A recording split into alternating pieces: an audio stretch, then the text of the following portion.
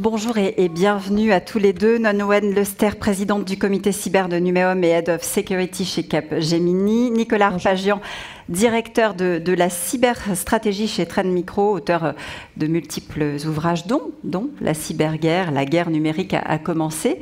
Et justement, Nicolas, on va commencer par ça. Je ne sais pas si votre micro est allumé. Je voudrais vérifier. Non, voilà. Cette guerre, et vous l'écriviez il y a déjà quelques temps, elle a commencé, sauf que la guerre, dans l'imaginaire collectif, le nôtre, en 2023 encore, c'est une armée face à une autre armée qui se bat, en principe, à visage découvert, pour un territoire. Cette guerre-là, cette cyberguerre, finalement, elle casse tous les codes. Alors, effectivement, depuis que l'homme ou la femme se font la guerre, depuis évidemment des siècles, au fur et à mesure, on a structuré cette activité, on l'a même codifié. On en a fait des réglementations de manière à savoir ce qu'était un état de paix, un état de guerre, ce qu'était une population civile, ce qu'était le traitement à réserver à des officiers, des choses qui d'ailleurs pouvaient, même si la guerre est par essence une activité violente, on a considéré que certains actes ne pouvaient pas répondre à ces circonstances-là, et donc on devait engager la responsabilité de celles et ceux qui avaient commis des actes extraordinaires à l'exercice militaire, et donc on a, avec la Cour pénale internationale par exemple, donc on avait cette codification qui établissait ce qu'était d'ailleurs éventuellement un front, d'ailleurs même la notion d'arrière. Évidemment, dans cet univers numérisé, ça balaye, en fait, ça rend poreux toutes ces distinctions, puisque évidemment il n'y a pas de la notion d'allié reconsidérée, il n'y a pas d'arrière ni de front, et donc effectivement ça déstabilise par rapport à des gens qui concevaient la guerre comme étant un élément temporel maîtrisé. Nolwenn, la première difficulté, finalement, c'est précisément quand on s'adresse au chef d'entreprise que ce chef d'entreprise se dise c'est une guerre, moi je vends des articles de pêche, des yaourts ou que sais-je, ça ne me concerne pas.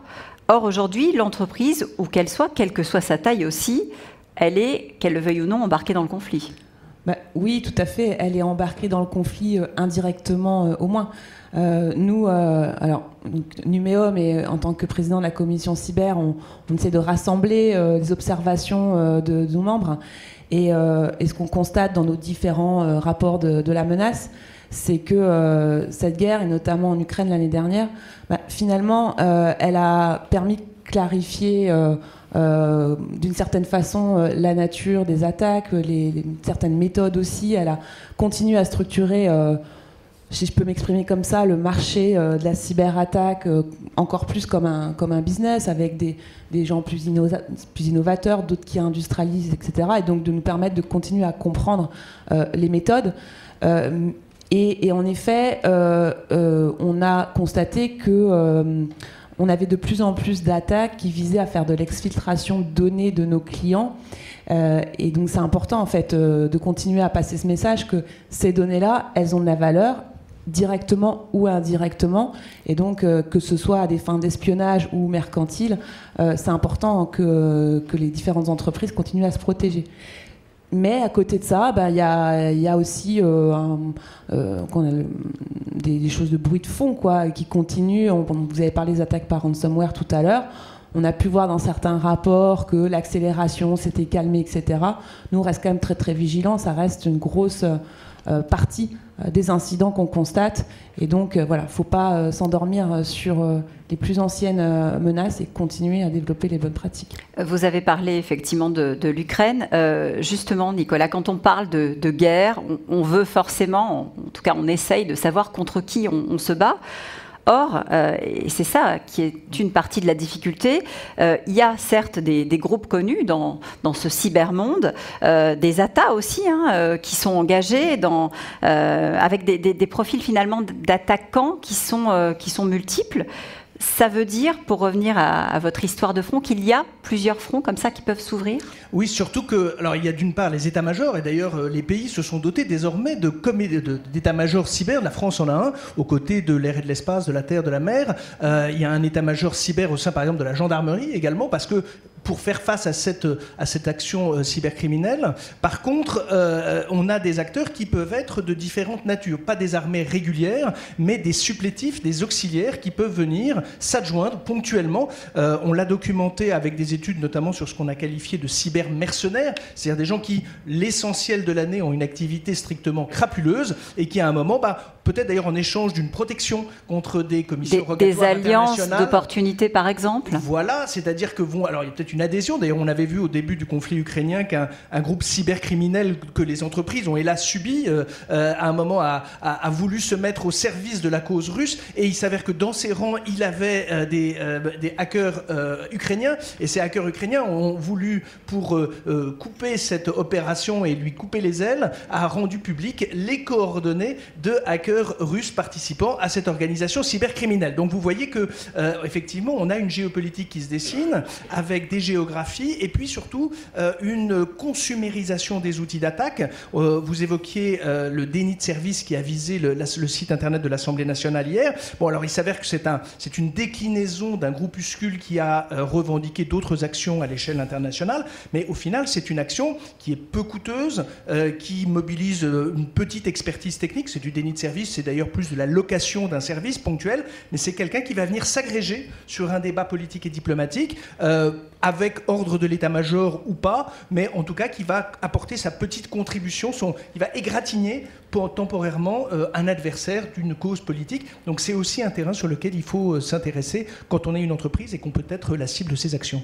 Nolwenn Lester, ça veut dire qu'on comprend dans ce que vous nous expliquez que finalement les groupes d'attaquants ont évolué, la menace aussi elle a beaucoup évolué. Est-ce que vous avez constaté justement une sorte d'avant et après conflit ukrainien, notamment dans la prise de conscience ? Oui, dans la prise de conscience, je pense qu'on a beaucoup parlé de cyberattaques, on en parle régulièrement dans les médias principaux aussi, donc plus personne n'ignore que c'est une menace. Après, on voit, si je cite le rapport de la DGE France Num, que les entreprises ont continué à s'équiper en cybersécurité. Alors, pas toujours de façon parfaite, etc., mais ça progresse. Le mouvement est là, en tout cas. Le mouvement est là, c'est clair. Le risque, en fait, que peut représenter tout ce qu'on évoque autour de la guerre en Ukraine, c'est d'avoir l'impression que la guerre en Ukraine, c'est un peu loin, en effet, de l'entreprise de taille modeste, pour reprendre votre exemple, qui fait des yaourts. En fait, non. Aujourd'hui, l'exemple de l'Assemblée nationale, c'est une attaque qui sert à rien, juste à montrer que, on peut attaquer. Et on voit de plus en plus ce type d'attaques-là, qui sont pas coûteuses, en fait, qui visent à faire peur et qui se démultiplient et qui vont avoir, qui sont des points de vigilance clairs pour les entreprises. Donc aujourd'hui, ce qu'on voit, c'est que les dirigeants sont sensibilisés.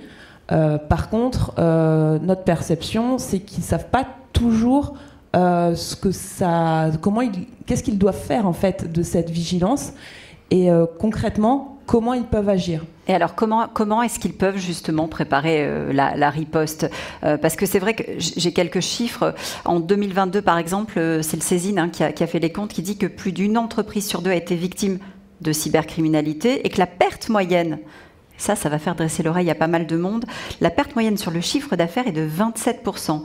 Ça veut dire concrètement, si je schématise, qu'il y a encore des trous dans la raquette, et qu'on a un peu, pour filer la métaphore, un peu le sentiment que parfois on part à la bataille sans armure. Moi, je pense qu'il faut qu'on redise et qu'on dise collectivement aux dirigeants d'entreprise que le risque cyber, c'est un risque particulier, mais c'est un risque, et quand on est patron d'entreprise, on a l'habitude de gérer, de manager ces risques. Et en fait, on le fait par rapport à son business, par rapport à la compréhension de la menace, donc c'est pour ça que c'est bien de participer à ce type de journée, mais on le fait d'abord par rapport à son business.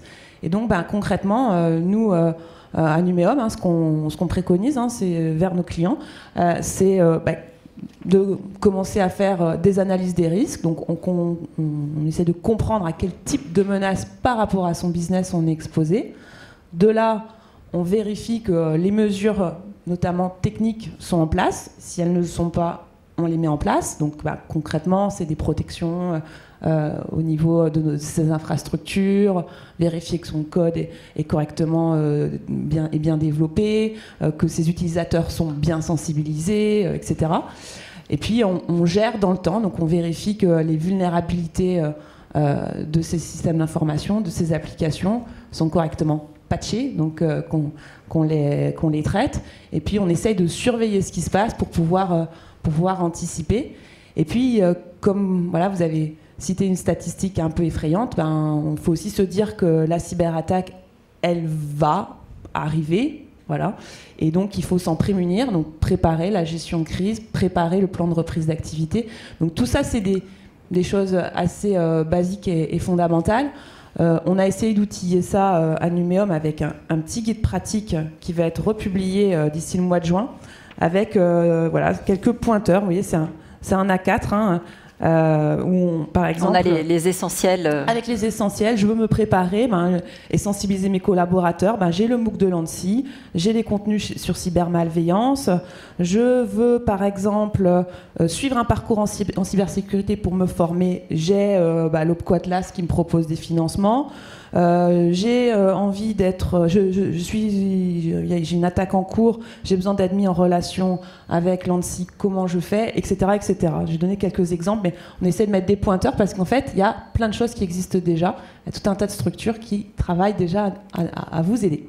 Nicolas Nolwenn disait l'attaque, elle va arriver. En fait, la question, c'est pas est-ce qu'elle va arriver, c'est effectivement quand, à quel moment. C'est la seule question que doit se poser aujourd'hui l'entrepreneur, parce qu'à un moment donné, l'attaque va survenir. Alors en fait, il faut se la poser. Pourquoi ? Parce qu'une entreprise, c'est un corps social qui est numérisé. C'est-à-dire qu'aujourd'hui, il n'y a peu, même la plus petite des entités va avoir besoin du numérique pour produire, pour commercer, pour éventuellement interagir avec sa communauté de clients ou de partenaires. Donc ça, c'est la première chose. Et la deuxième, c'est qu'elle est interconnectée. Ça veut dire qu'au-delà de sa sécurité propre, de ce qu'elle fait, de son propre comportement en quelque sorte, elle peut subir ce qu'un partenaire, ce qu'une entité tierce peut lui apporter par le biais des connexions. Et donc, il est important d'avoir cette fameuse capacité de détection, de se dire, très bien, qu'est-ce qui se passe chez moi ? Qu'est-ce qui survient d'anormal, soit dans mes systèmes, mes équipements, mes infrastructures ou dans mes bases de données.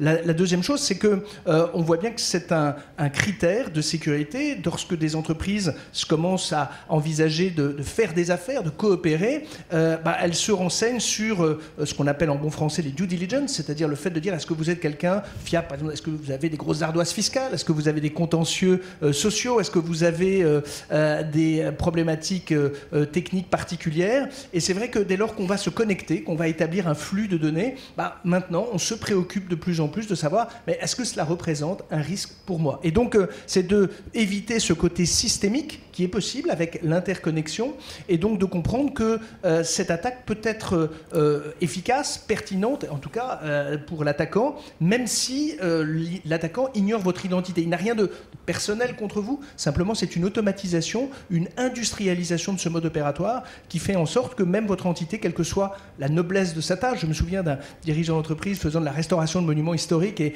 effaré qu'on puisse l'attaquer en disant j'ai quand même un métier qui est tout à fait sympathique et bienveillant, mais en fait l'attaquant, comme pour les hôpitaux, ignore en partie l'identité de sa cible. Dans cette riposte qui est censée s'organiser, quel est précisément le rôle des États, justement? Est-ce que c'est à lui de fixer de nouveaux périmètres pour obliger, y compris les entreprises, à se conformer à des réglementations un peu plus strictes? La réglementation, c'est pas très glorieux comme mode d'éducation, mais ça a ses qualités. Ça marche. Pourquoi ? Parce que ça fixe un agenda, ça fixe un régime de responsabilité et ça fixe éventuellement un régime de sanctions. Alors, ce qui fait qu'à un moment, même s'il peut y avoir un délai, une tempérance quant aux conditions d'appréciation de la conformité, c'est quelque chose qui insiste sur une dynamique. On l'a vu en Europe avec le règlement général sur la protection des données. On a tous été à un moment sensibilisés à cette problématique. Il y a eu des sanctions de la part de la Commission nationale informatique et ça liberté. s'est pas fait sans difficulté d'ailleurs. Oui, mais ça s'est fait. Les premiers mois ont été plutôt dans la compréhension, dans l'accompagnement. C'est-à-dire que la CNIL a plutôt fait preuve de tempérance, tant dans le principe des sanctions, et ceux qui ont été sanctionnés, c'est qu'il y avait quand même des écarts importants. Par contre, l'ANSSI, qui a compétence pour l'application de la directive Nice en cas de sanctions contre des opérateurs de services essentiels, pour l'instant a été plus clémente, ou en tout cas moins présente sur le régime des sanctions, mais la réglementation a cette vertu-là. C'est essentiel, Nolwenn, cette collaboration avec les gouvernements. On vient de parler du RGPD, on l'a vu évidemment avec cet exemple-là. C'était vécu au départ comme une contrainte et on s'aperçoit qu'on s'habitue à ces contraintes, on les fait nôtres. Oui, la réglementation en France, ça aide par la contrainte. Et puis ensuite, quand on est habitué, on allège la contrainte et ça devient dans les habitudes. Mais moi, il y a une statistique, un chiffre que je trouve intéressant, c'est celui du rapport Discogs, l'assureur, qui a essayé d'analyser les drivers des dépenses en cyber des différentes entreprises. Et donc, du coup, pour donner un peu de perspective internationale, en France, le premier driver, c'est le traitement des vulnérabilités. Je sais que j'ai un problème, je le traite, donc je dépense, logique. Le deuxième driver, c'est le réglementaire. Et le troisième driver, c'est le business. Je veux en faire finalement un argument de confiance. C'est important pour vendre mes services, pour convaincre mes clients. Eh bien, en Allemagne, par exemple, je ne vais pas faire une comparaison de tous les pays européens, mais c'est numéro 1, le traitement de mes problèmes, et numéro 2, le business. Le réglementaire vient bien derrière. Donc, voilà. Donc, je ne dis pas que c'est bien ou que c'est mauvais, mais je pense qu'on a aussi... si on se met dans les chaussures d'un patron d'entreprise, peut-être à prendre conscience que d'autres pays en font aussi un argument de vente. Et je pense que c'est aussi intéressant de se dire que ça peut être ce levier-là. Et pour répondre à la question de la coopération avec les États, du coup, oui, il y a le réglementaire qui aide quand même en France.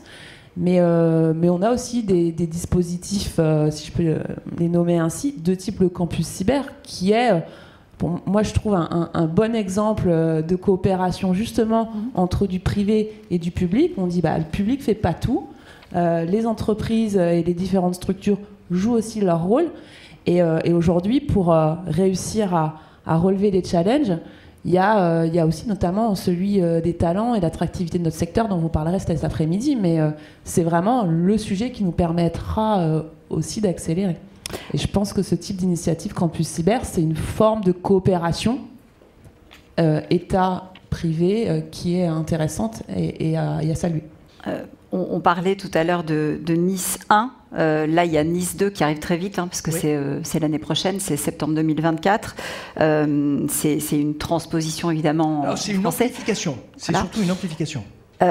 On y était depuis 2018, il y avait 10 secteurs concernés. Là, on augmente la voilure, on passe à 18 secteurs. Le principe, c'est qu'on désigne des opérateurs de services essentiels, c'est-à-dire que ce sont des entités dont on considère que la défaillance met en péril la collectivité nationale. En clair, un grand opérateur de l'énergie, certes, le jour où il arrête son activité, il perd de l'argent, mais vous comprenez bien que tous les gens qui ont besoin de l'électricité pour fonctionner, en cascade, sont affectés. Donc, on considère que la singularité, la criticité de son activité l'oblige à avoir des politiques de sécurité. Donc aujourd'hui, dans un pays comme la France, c'était 400-500 entités correspondant à alors selon la nomenclature française d'opérateurs d'importance vitale ou opérateurs de services essentiels selon la terminologie européenne. Là, l'idée, c'est de passer à dizaines de milliers d'entreprises. Donc il y a plein d'entrepreneurs qui vont apprendre, qui ont le privilège désormais d'être couverts par Nice 2.